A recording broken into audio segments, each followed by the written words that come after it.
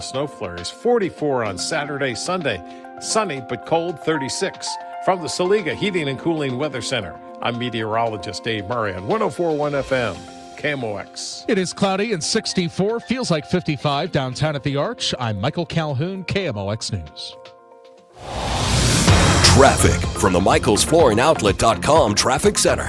Well, they're still working the crash downtown, southbound 55 just south of 44. That left lane still closed. That means only the right lane's open. 44 is jammed back on past the Musial Veterans. Well, it's jammed to the Musial Veterans Bridge. 70 slow east of Salisbury up to that point. Looks like Route 3 at Queenie. A train crossing southbound is jammed back to 8th Street there. Westbound 64 on the brakes approaching Kings Highway through Clayton Skinker. It's slow to Big Bend. A little slow Bowles to 270. Then you're jammed west of 141. That crash I mentioned just before Clarkson, they just called out EMS a few minutes ago. It's blocking the right lanes. It's still slow west of Winghaven out to 70 even after that. Westbound Highway 70, slow stuff around the city limits through Jennings Station. It's a little busy both sides of Highway K and A. Out through to David Hokel Parkway, more of a jam as you approach David Hokel because of stuff on the shoulder from an earlier afternoon crash. South 270 is on the brakes south of Olive all the way down through to about Big Bend, Doherty Ferry really. Then it's opening up. The crash south of Big Bend was cleared a little while ago. Southbound 55 just kind of slow. Gasconade through Bates. Southbound 170 or bumper-to-bumper pockets from Delmar to 64 as well. I'm Roger Brand in the MichaelsFlooringOutlet.com Traffic Center. News, traffic, and the latest from the world of sports. This is Rush Hour Sports on 104.1 FM KMOX.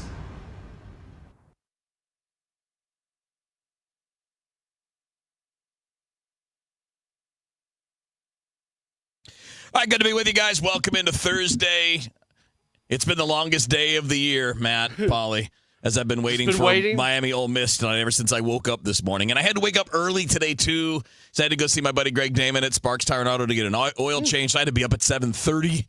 It's been the longest day of the year, man. I cannot wait for kickoff, but we're not going to spend the whole hour talking about that. We'll just touch that game a little bit later on. Otherwise, we'll just do our normal stuff. Greg likes to have your car by about 8:30 or so. Yeah, it was 8 o'clock when I had to be there. So, get up, get out the door.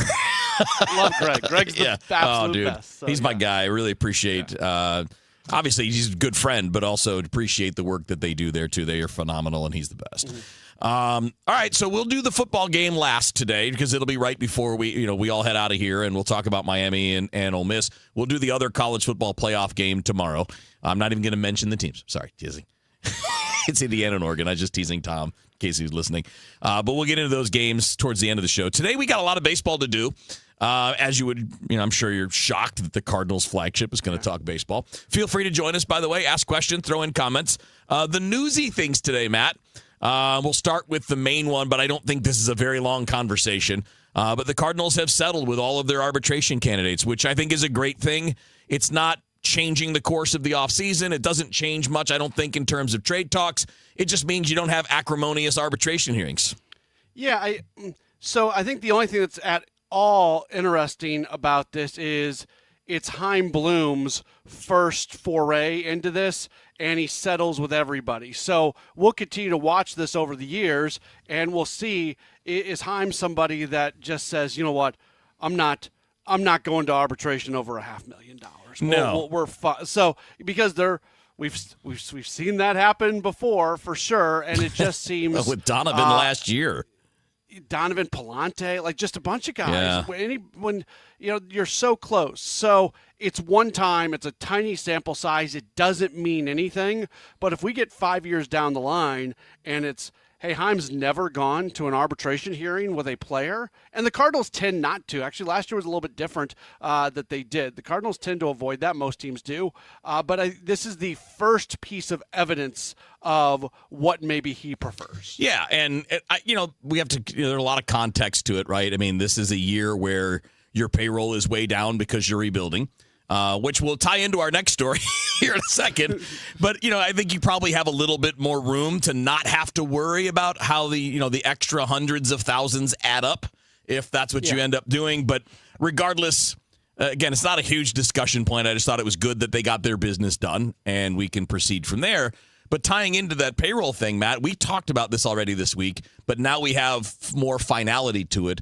But all of the remaining teams that were with FanDuel sports networks for broadcasts of local broadcasts of games have opted out. It doesn't mean that they will not go back. It just means that they have opted out. They can renegotiate terms, or they can jump over to what was run by Major League Baseball last year. And last year, that included the Diamondbacks, Guardians, Rockies, Twins, Padres, Brewers, and Reds. Yeah. So let me just kind of go through some bullet points here, and then we can discuss it. I think the most important thing here for fans is this isn't actually going to have an impact on how you watch the games. It could have a good impact. Okay. If you've been watching the games, you can still watch the games the way you've been watching. You will not lose access. Right. Okay, so that's the point that I'm trying to make. Right. You may, on your cable system, it might be a new channel number that you have to go to because they're on the, maybe they put the games on some sort of channel that's basically black when there's not games going on, and then it comes active when it's game time. But you don't have to worry. If you're worried about losing access to Cardinals games, you don't have to worry about that. That's not going to happen. They are going to continue to be available on cable systems, going to continue to be available during streaming. There's going to continue to be a direct-to-consumer way to buy these games. Right. All that stuff is still going to be available. The bigger impact here is revenue is going to go down. Major League Baseball in previous years had some mechanisms in place to provide financial recuperation basically to teams that lose their TV deals. I'm not sure if that's still in place right now. I've not gotten confirmation on that, but Major League Baseball was providing, I think, like 80% of potential losses to teams. I don't know if that's going to be the case anymore. Like you said, they still can renegotiate by doing this now. If the parent company of FanDuel goes into bankruptcy and you're still contractually connected to them, all of a sudden you lose all ability to move around because you're dealing with bankruptcy courts. So now they don't have to worry about that part of it as well. This from a Cardinals standpoint, the broadcasters will stay the same, but it's not clear who's going to employ the broadcasters. I don't know how much fans actually care about that, but the broadcasters have previously been employees of FanDuel Sports Network Midwest. Now they may be employed by MLB Media. They may be employed by the Cardinals. But it's a changing of the way. And look, this has an impact on the Blues and Billikens as well. Yeah. The NBA teams have already gotten together. They're standing shoulder to shoulder. They told the network, we're not renegotiating our deals. The network could literally shut off the lights tomorrow, and all of a sudden all these NBA teams and NHL teams and the Billikens, they could be looking for a new home like that. So there's going to be some more dominoes that fall here, but from a baseball-only perspective, it's not going to change the way fans watch games. No, and Lauren threw in this question, said the TV situation that's going into effect this upcoming season, considering the Cardinals are one of the teams in there, and it's just going, they will make sure the word is out. But most likely, so when the other teams that had this arrangement last year, Matt, they had dbacks.tv, guardians.tv, rockies. So you'd probably just have a cardinals.tv, something or other. And it'll be similar to what you had to do last year with FanDuel if you wanted to do the direct-to-consumer. But what this is direct-to-consumer if you want to go that route. And I'm sure, like you said, it'll be on cable and satellite TV, and maybe even on some of the streamers. I don't know exactly how they're going to do that, but you'll be able to get these through MLB.TV with no blackouts. Mm-hmm. And they dabbled last year with over-the-air TV with Channel 4 and Matrix Midwest. Sure, maybe it's something along those lines. This might be the opportunity to expand that relationship. Based off what I know, and the information I have is months old, not right now, but based off the information that I was aware of, I would say that the idea of the full 162 game schedule, or 150 games after network games, I don't think that's going to end up on an over-the-air TV partner in St. Louis. No. But I could see you're not going to make any games. money doing that. No, you're not. And I don't want to speak about anybody else's business, but I don't know if any of the local TV operators have the money to pull that off. Absolutely. All right. So those are the kind of the newsy things for today. Nothing that changes what we're going to be talking about on the field dramatically. Although I will say, for all the times for this to be happening with the TV deal and losing TV revenue, probably best when it's a rebuild when you're cutting payroll. Yeah. Because it would be this would really hurt the Cardinals if they were in a severe window, or like in a real window of contention where they wanted payroll to be high. Absolutely. And they wouldn't be able to do it, is what I'm saying. Yeah, they've got to go find a way to recoup that money. Yes. And it's not a lot of, if they have to go basically sell their games themselves, we're like 43 days right now from the first spring training game. There's not a lot of time to get everything in place. So it might be a haircut here for this first year. There may be sales staffs to hire or current salespeople putting more on their plate with there's just a lot of logistical items that have to be worked through that are a big deal. Yep, but they would. I don't think with this particular team, this particular year, it changes what we see on the field. No, I don't think so either. Yeah. And they were prepared for this. Yeah. Like this is the writing has been on. It's been happening for a couple years. Yeah, even when FanDuel came out of bankruptcy, a little bit more than a year ago, the immediate narrative was, okay, how long is this actually going to last? And then NBA teams and NHL teams dropped their studios this year. Like I know my friends in Wisconsin, they don't have an actual physical studio anymore. They do all the pre-games and post-games from game venues. So, they have just been trying to cut costs right and left. People knew this was happening. Absolutely. All right, so we'll move on to some regular baseball stuff coming up next. I have a question I'll throw at Matt. I don't think there's a hard and fast answer to this, but I think it's a fun discussion, is that have some of the Cardinals' hitting prospects in recent years been rushed? And by rushed, I don't mean by age, because some guys are ready at 19 or 20, but I mean rushed in terms of having certain skills that are necessary to succeed as hitters in the big leagues. We'll kind of kick that around coming up next on Rush Hour Sports. I'm Piera Palazzolo, VP of Digital Marketing for the American Management Association, a company focused on the management training skills needed to enhance the careers of business professionals. We did our research when it came to the best companies for website development and chose AmericanEagle.com. And we couldn't be happier. AmericanEagle.com worked closely with us to understand the front and back end requirements needed to launch an e-commerce website that could handle the complexities of running thousands of seminars nationwide. Our robust new website and improved SEO saw immediate increases in site traffic and web revenue. If you're in need of managerial effectiveness and success, visit our website at amanet.org. If you're in need of a website that provides an unparalleled consumer experience, I highly recommend AmericanEagle.com. Transform your business today.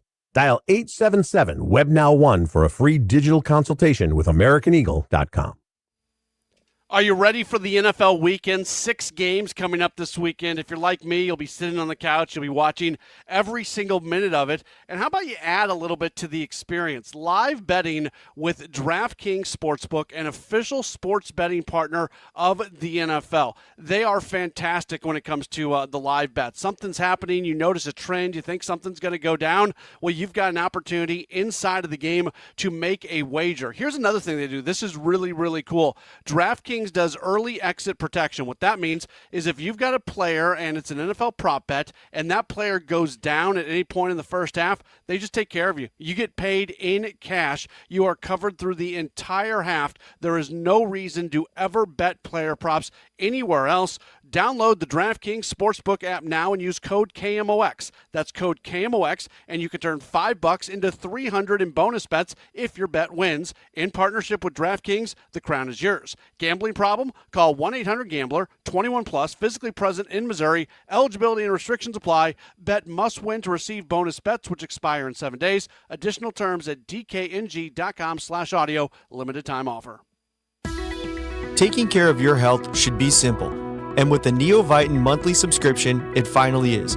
Choose your doctor-formulated multivitamin and we'll deliver it straight to your door every month. No more running out, no more remembering to reorder, just consistent nutrition made easy. Plus, subscribers save 10% every month and can pause or cancel at any time.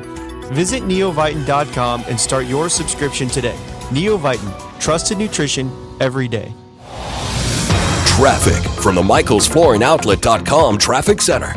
Well, the worst part of Highway 70 westbound is out to the west. It's heavy from 61 bumper to bumper out through David Hokel Parkway because of an earlier incident this afternoon. I think there's even a crash on the shoulder there now. And then midway out from Forestdale to Wright City, it's slow again. Westbound 64 Kings Highway headed out through Big Bend.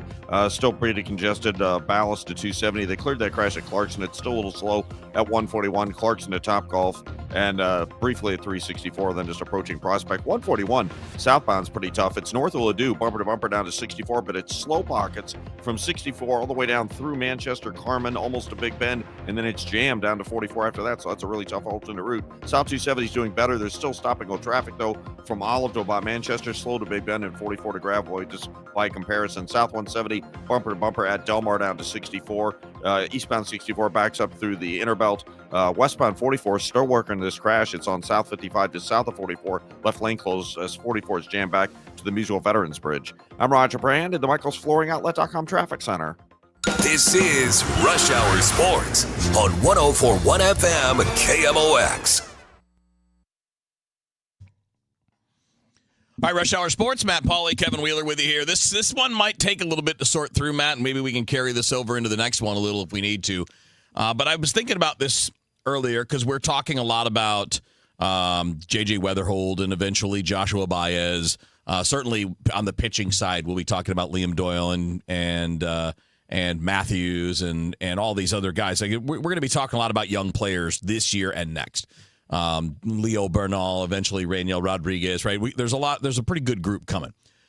And it made me wonder with the difficulties that Cardinals hitting prospects have had hitting at the major league level in the last few years. I think it's a combination of things that are true that go into holding it back.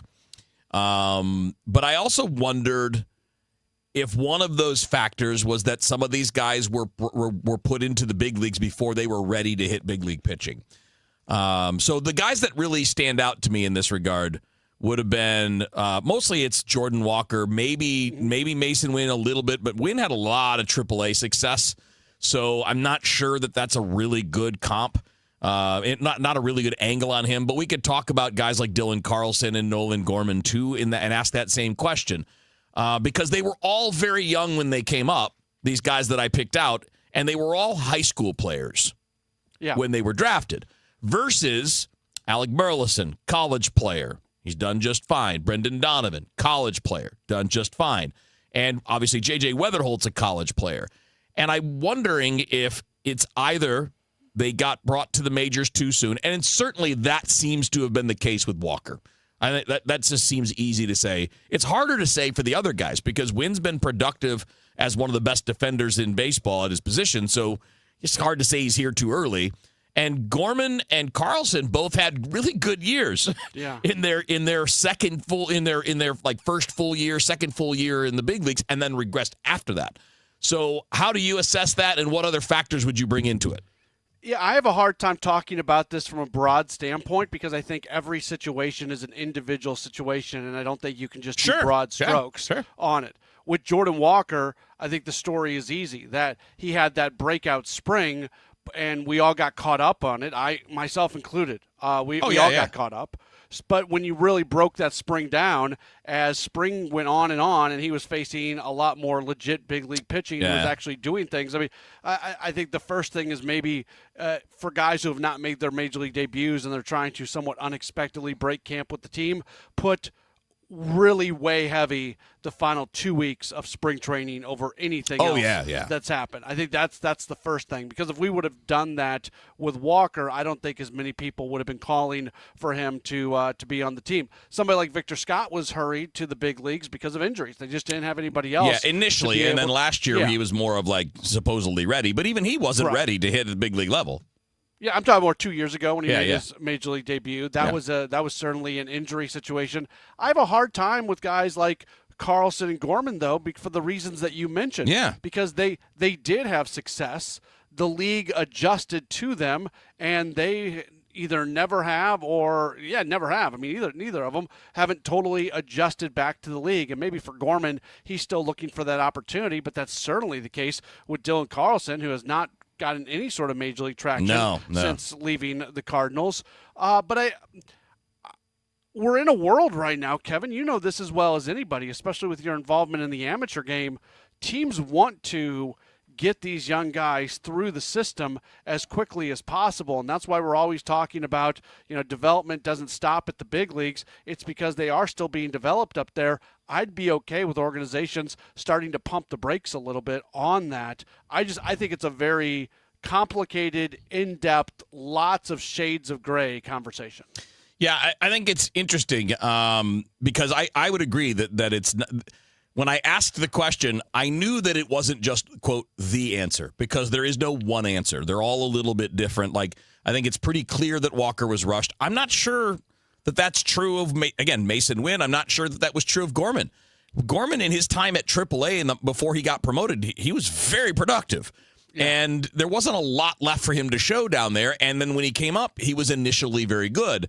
I think what we're seeing a large part of, and this is what we're hoping for with the change, with Chaim Bloom coming in and the new staff and the growing staff. I just don't think the Cardinals in the last handful of years since COVID have supported their players very well at the minor league or major league level. And it's why we've seen established players backslide in a lot of cases. It's why we've seen pitchers continue to struggle year after year and not see differences, changes, adjustments, or whatever. And now that they're starting to catch up, the idea would be, the hope would be, that you do a better job of making your players better from rookie ball all the way up to and including the majors. Yeah, and okay, so it's a tiny sample size. It's a one little tidbit, and it could mean something, and it might mean absolutely nothing. But I feel like in the previous regime, we would be talking a lot more right now about Quinn Matthews having every opportunity in the world to win a spot in the starting rotation, where this regime has been adding starting pitcher after starting pitcher after starting pitcher, and they may not be done. And it feels like right now Matthews is on the outside looking in, and he is earmarked to probably start the season at AAA, and we'll see what that looks like. So again, that's one exact instance, and you know, we're still waiting for Matthews to conquer AAA, something he didn't totally do last year. That's part of it as well, but it doesn't clearly, in this situation with Quinn Matthews, it doesn't feel like they're trying to rush him to the big leagues. No, and it's because they're not trying to they're in a position now where these decisions will be not based on what the team needs, but on where the player is. And I know that, when you're a contender, that's not really how your thinking goes. So part of this is also like the mindset of the team and where you are in a competitive cycle. When you're competing and trying to win, you're not bringing a guy up for what's best for him necessarily. You're bringing guys up because that you think they are the better options for your team to win games. And, of course, you want to be good for the individual too, but when you're a contender, winning is what matters. When you're in a rebuild, development is what matters. And I think the decisions will be made based on that more than what the team needs to be doing to win more games on a day-to-day basis in April or May. But even when you get back into a competitive window, because this is a team that wants to make sure that they are continually getting players from the minors who can have an impact at the major league level. If you want to maximize that impact, you have to make sure that these guys are ready no matter what other circumstance might be in play. Absolutely. All right, Matt Pauley, Kevin Wheeler with you here. A little more baseball when we come back, and then we'll get to some college football. We have a national semifinal game tonight in college football with Miami and Ole Miss. Tomorrow night, Indiana and Oregon. We'll talk a bit about tonight's game a little later on in the show, but more baseball when we come back here on Rush Hour Sports. My name is Whitney Allen. I am a widow. My husband, Ryan, died. We never thought in a million years we'd have to use life insurance. The unexpected happened. With Ethos, it is so fast and easy. It's 100% online. You can get a quote in seconds, apply in minutes, and get same-day coverage. No medical exams, and you can get up to $3 million worth of coverage through Ethos. Get your free quote at ethos.com/term. That's ethos.com/term. Time spent on application may vary. Online health questions required. Let's go! You're still grooving, still connecting, still loving, still turning up, still thriving. You still got it, but your immune system, it weakens as you age. That's where vaccines come in. They help train and strengthen your immune response to fight off respiratory illnesses like flu, pneumococcal pneumonia, RSV, or COVID-19. Ask your doctor or pharmacist which vaccines you need. Book in minutes at vaxassist.com. Sponsored by Pfizer. At 5:30, this news is sponsored by Michael's Flooring Outlet, the flooring experts, michaelsflooringoutlet.com. 64 feels like 55 downtown at the Arch. We're learning more about the ICE officer who shot and killed a woman inside a van in Minneapolis Wednesday amid ICE vehicles engaged in searches for undocumented migrants. Tensions continue in the city as well as between federal and state officials. Nicole Skanga's in Minneapolis with more. There is no indication at this time that this individual was anyone who can be explicitly tied to domestic terrorism or was a quote unquote left wing radical. We know that officers had asked, Renee Good to get out of her vehicle and that she did not abide by those orders, instead pulling away. There's another public rift between President Trump and Missouri U.S. Senator Josh Hawley. The dispute centers on the Senate vote about Venezuela. Hawley broke with the majority of his party to support limiting the president's war powers. Trump then lashed out at Hawley and 4 other Republicans, claiming the vote impedes his authority as commander-in-chief and says they should not win re-election. Hawley responded by citing the Constitution, arguing decisions to deploy troops require a green light from Congress. Describing himself as relentlessly nerdy, a third candidate is entering the race for St. Louis County executive. You deserve a county executive focused on you, who will fight to make your life better. No drama, no headlines, just results. St. Louis County Assessor Jake Zimmerman is joining the race, focusing his message on ending drama and getting St. Louis County back to basics. If that second part sounds familiar, it strikes the same tone as Mayor Kara Spencer's successful campaign in St. Louis City less than a year ago. Zimmerman sees a parallel. I think it's a pretty good metaphor. What people expect out of their government is to just get the job done. So when we have county politicians getting into fistfights rather than solving the problems in front of them, yeah, I think folks are looking for a change. The primary race is scheduled for August 4th. Sean Malone, KMOX News. Staff in one St. Louis area school district now have wearable panic alarms. It's the size of an ID badge. It has a button in the middle. Afton School's Executive Director of Operations, Adam Jasinski, says if that button is pressed 3 times, teachers and aides can get help with a medical concern or other situation. But if they press it repeatedly... if they hit it a whole bunch of times quickly, it will trigger a lockdown in our building. And it will call 911 automatically as an active intruder. Jasinski says it's designed to save time. If an employee cannot access a phone or walkie-talkie, the badge transmits their location when they press the button. It does not otherwise track staff whereabouts during a regular school day. Megan Lynch, KMOX News. Kirkwood native Nikki Glazer says while hosting the Golden Globe ceremony Sunday night, she hopes she doesn't get stage fright looking out at the celebrities in the crowd. There's like a new caliber of star in the room that I grew up kind of idolizing. It's like people that were on my wall as a kid, like, Leonardo DiCaprio and George Clooney, Hans Zimmer. I was a weird kid, but... During her appearances on ABC's Jimmy Kimmel Live, Glazer said she'll begin a world comedy tour in France after the awards show. From the Saliga Heating and Cooling Weather Desk, for tonight, some rumbles of thunder, and by midnight, low 45. For tomorrow, mix of clouds and sun, 56. Tomorrow night, some rain showers, low 38. For Saturday, sunshine, a few sprinkles, and possibly some flurries with a high of 44.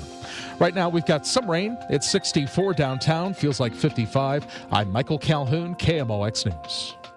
I know that hiring can be challenging. You sort through tons of resumes and you get too many so-so applicants. You're just waiting for someone to match your role perfectly. Well, now, there's a place where you can meet them fast. ZipRecruiter. Need to hire right away. Start your search for strong candidates. The right fit awaits. Build your team. Build it sooner. Meet your match on ZipRecruiter. Just head to ZipRecruiter.com/radio right now to try it for free. And you're on your way to meeting your match. 4 out of 5 employers who post on ZipRecruiter get a quality candidate within the first day. So try it now. Go to ZipRecruiter.com/radio. Once again, that's ZipRecruiter.com/radio. Meet your match on ZipRecruiter. Try it free. Nothing makes a gathering great like Eggland's Best Eggs. They're just so delicious with better nutrition, too. For us, it's eggs any style, as long as they're the best. Eggland's Best. Better taste, better nutrition, better eggs. Hey, good morning. You're heading to the airport, right? Yep, thanks for checking. I like the car. How long have you been a rideshare driver? About 3 years now. I really enjoy it. Isn't it hard to make money these days with the price of gas being so high? Not for me. I use Upside, the free app that gives you cash back for every gallon of gas you buy. Wait a minute. Are you saying you actually get real money back when you get gas with the Upside app? Yep, I get real cash back every time I get gas. Does that actually add up to anything? I'll make around $200 to $300. Wow, that's serious extra cash. I'm downloading the Upside app now. Download the free Upside app now to earn real cash back every time you buy gas. Use promo code RAIN to get up to a $5 per gallon bonus on your first tank. You can cash out anytime, right to your bank account, PayPal, or a gift card for Amazon and other brands. Just download the free Upside app and use promo code RAIN to get up to a $5 per gallon bonus on your first tank. That's code RAIN. This new year, get started on your next success with University of Maryland Global Campus. Apply by February 11th and get your application fee waived. An accredited state university, UMGC offers online and hybrid classes, along with more than 135 degrees and certificates in fields like business, cybersecurity, healthcare, and more. Gain the skills you need to achieve your career goals. Get your application fee waived through February 11th.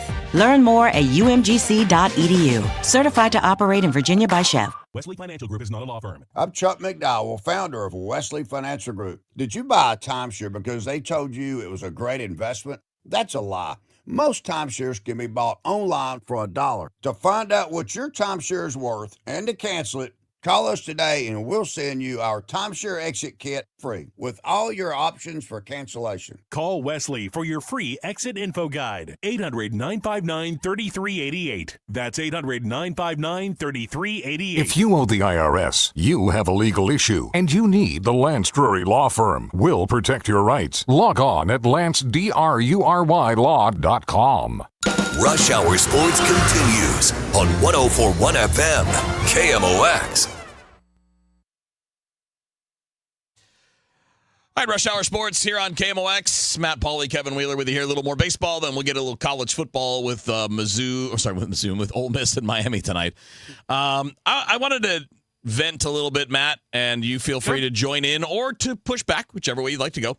But there's not much that probably bothers me more than watching former players who do nothing but dog on the game, and they get on social media and talk about how much better it was when they played. And Jeff Fry is very vocal, player in the 90s, utility player in the 90s. He's very vocal about it. He had a thread today about how terrible everything is and how it was better back in the 90s, of course. Also, I'm also old enough to remember that in the 90s, all the guys from the 60s and 70s were talking about how trashy the game had gotten and how the guys weren't as good and the game's not as clean, blah, blah, blah. I mean, every generation does this nonsense. And a whole bunch of other former players jumped in onto the pile in this thread. Keith Hernandez and Jerry Hairston Jr., Larry Bowa, a bunch of these guys.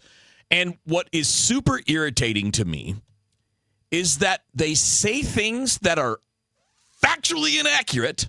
Yes. And make it out like that's why it's worse. Just a couple of examples. First of all, Jeff Fry and these other guys, they're guys that believe that pitchers don't throw harder now than they used to. It's just the guns have changed. Cope more, dude. The fact of the matter is they throw harder. We know how to train better now. He's like, the arm didn't change.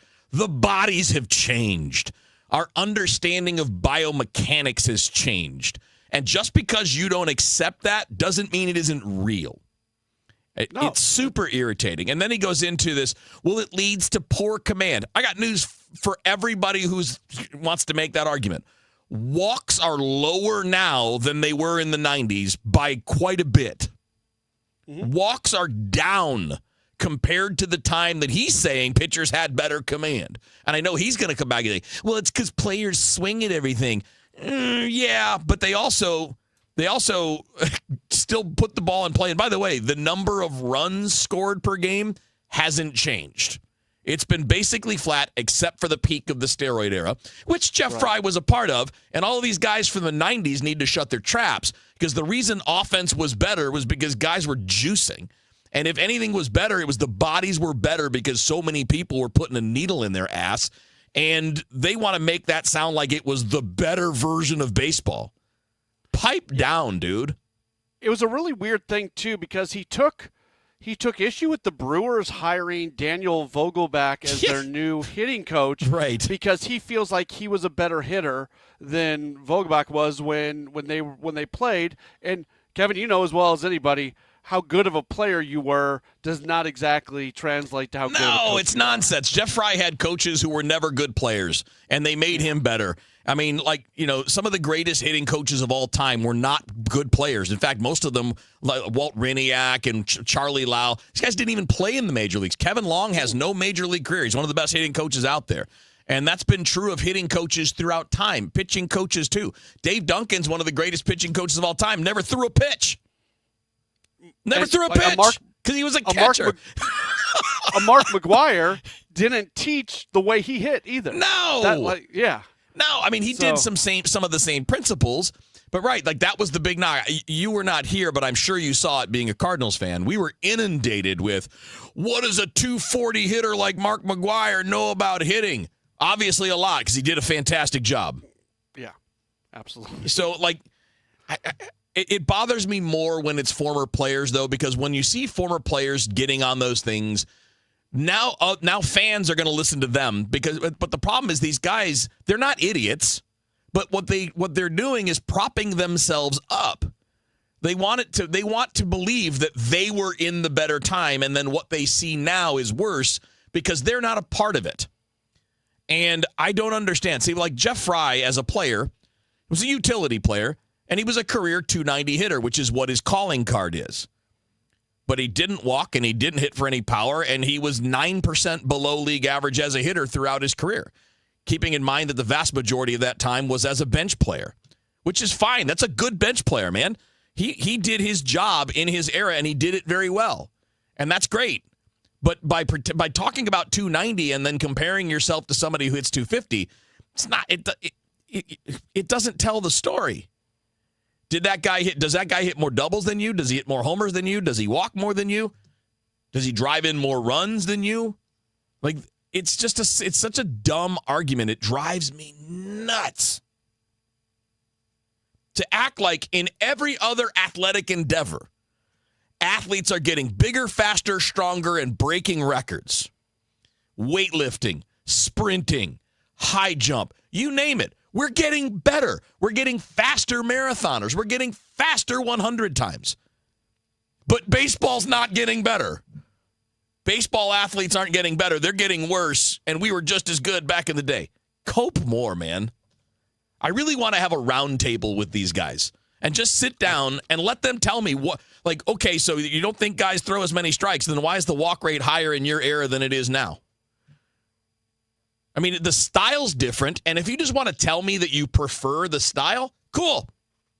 I'll shut up, because that's fine. People prefer what they prefer. I like heavy metal. You don't. It's totally fine, right? It's totally fine.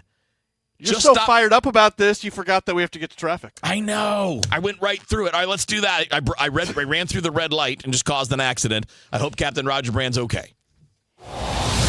Traffic from the MichaelsFlooringOutlet.com Traffic Center. Well, I'm okay, Kevin. Thanks for asking. The highways are still a little tough, though, out there. Now, some good news on the south side. They did clear that crash southbound 55 just past 44. Traffic's still jammed, though, most of the way back to the Musial Veterans Bridge, and they're still working to crash downtown westbound 70 at Broadway at O'Fallon Park. Only the left lane is open. Traffic's jammed back through Branch, almost to Madison on westbound 70 right now. Westbound 70 is still slow. K to Bryan Road, and it's heavy from 61 all the way out through David Holcomb Parkway. That North Service Road still has restrictions. Southbound 61, it's midway between P and Wentzville Parkway, slowed down to 70. We had a crash at Wentzville Parkway southbound there. Westbound 64, Science Center headed out to Big Bend is still heavy, slow from 364 to 70. South 270 a little busy at Ladue, slow most of the way down through Gravelway after that. Just a lot of volume. And North 270 is jammed at Manchester, or most of the way up to 64. There's a crash in the left lane just south of 64. Eastbound 64 backed up through the Interbelt. I'm Roger Brand at the MichaelsFlooringOutlet.com Traffic Center. Well, I'm glad that my blowing through the red light didn't impact Captain Roger Brand. You know how it is. I know, but you know how it is. I get on these rolls and I'm like, ooh, time? What's time? Wait, there's a clock? Oh, I didn't even know. I really just... My wife would completely understand what I just did because I am so anal when it comes to time. Oh, yeah? So I'm like watching the clock. Kevin, get to traffic. It's fine. Come on. I fully accept it, man. I know who I am. Let's put it that way. I know exactly what I'm missing and what I'm not. So, I guess just to close out that thought, it's a simple thing. Like people can have preferences, and you don't have to like today's version of the game as much as you liked it in the 90s, or here in St. Louis, a lot of people love the style of Whitey ball. There's nothing wrong with preferring a style. Mm-hmm. It's when you get into the judgments of quality and saying this sucks and that was better is where you're just wrong, because you don't have the evidence to back it up. All you have are your feelings, and your feelings are biased. Yeah, I wish people, there's nothing wrong with saying, hey, you know what? I liked the way the game was played before more. Cool. I'm not going to argue. No. In many ways, the aesthetics of the way the game was played previously are better than I think baseball's actually done an okay job here recently trying to bring that back. But it's that next step. It's because it looks better to you that it is better to you. And I wish more people would be open to the idea that there's a reason, and it's wins and losses. There's a reason that the game is played the way it's played now. Yeah, it's based on, like logic, like how odds work. You're trying to increase your odds by scoring more runs, and these are the ways that have been proven to show that have been proven to score more runs. And all you got to do is look at like average runs per game, and right now it's no different than it was in the early 90s. Now it's different than the steroid era, but if your memory bank is all about the steroid era, well, you're not remembering the real version of baseball anyway. Right. That era was very aesthetically pleasing, but it was also because of chemistry and not because of us learning about physics. Yeah, and honestly, baseball's better for it because they were still reeling from the strike, so that's why people put their head in the sand for a while and let it go on. But now when we look back at it and we do look at some of the spikes offensively that happened, it was pretty clear what was going on. Yeah, it's the tale as old as time, man. Every generation wants to crap on the ones that follow. And it's always, the guys in their 50s, 60s, 70s that are yelling. And I'm 54, so I'm in this group. But I refuse to engage in that because it's silliness. The guys from the 50s would swear that the guys from the 70s and 80s couldn't hang with them. And the guys from the 60s and 70s would swear that the guys from the 90s couldn't hang with them. Of course, they're all nonsensically wrong. Baseball is any sport, football, basketball, baseball, is what it is in the moment when you're playing, and all that we can determine is how good you are compared to your peers. That's the only way to judge quality, is against peers, because the rules are different, bodies are different, science is different. We understand sleep better, diet better. I mean, it's just ballparks are different. Ballparks are different. Some are bigger, some are small. Yeah, yes, exactly. I mean, you cannot compare one era to the next. No, not accurately. You can do it for aesthetics. Sure. Because that's entirely about your opinion, which is totally fine. All right, we agree. Good. I figured you would.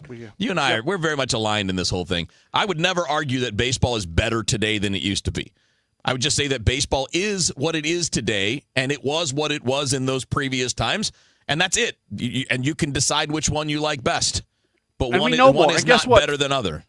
5 years from now, we're going to know more. And then 5 years after that, we're going to know more. Yep. We're just going to keep learning more and more and more, and it's going to continue to change things because you react to knowledge.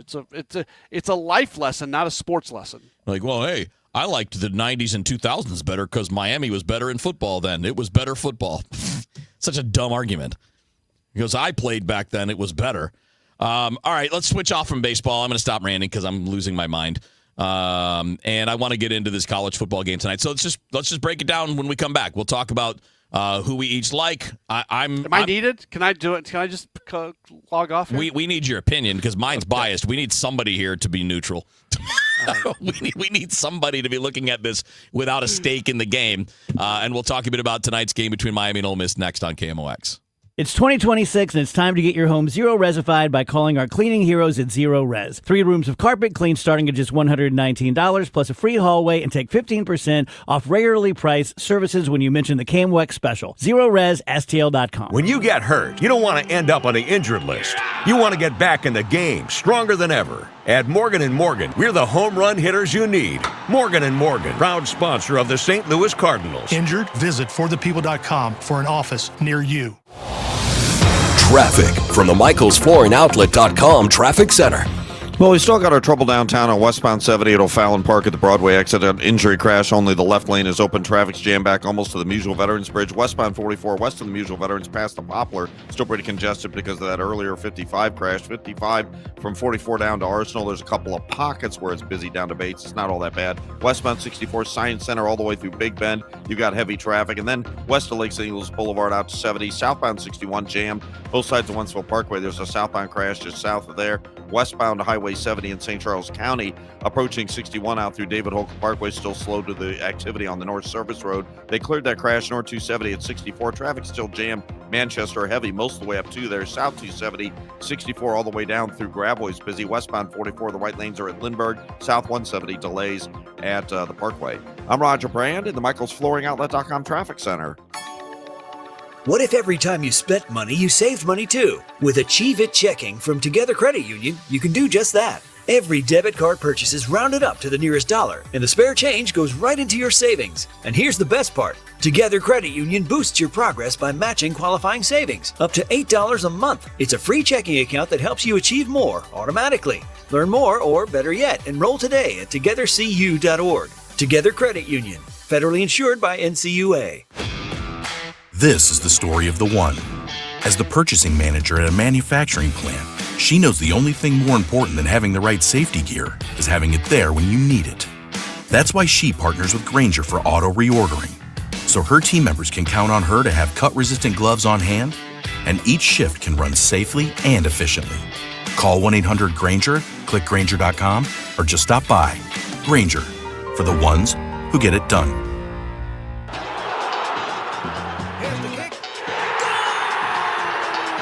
Hey City fans, the official 2026 St. Louis City SC Yeti Refillable Rambler is here. Don't miss your chance to get the only reusable drinkware with exclusive in and out privileges at Energizer Park. Pre-order yours now at stlcitygo.com to guarantee you get yours by the home opener on February 21st, and join St. Louis City in their mission to reduce waste on match day and every day.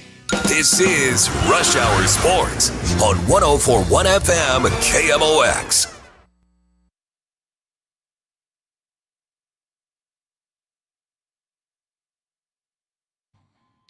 All right, Matt Pauley, Kevin Wheeler with you here for a few more minutes. As we get to the top of the hour, Matt, we have countdown to opening day. What are we looking for tonight?